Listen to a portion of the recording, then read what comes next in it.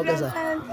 Sadashiv Nagar inspector Raman గారు నిందితులు ఈ ప్రసాద్ హత్య కేసులో ఉన్నటువంటి నిందితులని కోర్టు కస్టడీ ద్వారా పోలీస్ కస్టడీ తీసుకొని ఈరోజు మాక్లూరు పరిధిలోని మదనపల్లి అటవీ ప్రాంతంలో ప్రసాద్ని పూడ్చిపెట్టిన ప్రాంతాన్ని తీసుకొచ్చి చూపించడంతో అక్కడ బాడీ డిటెక్ట్ అయింది.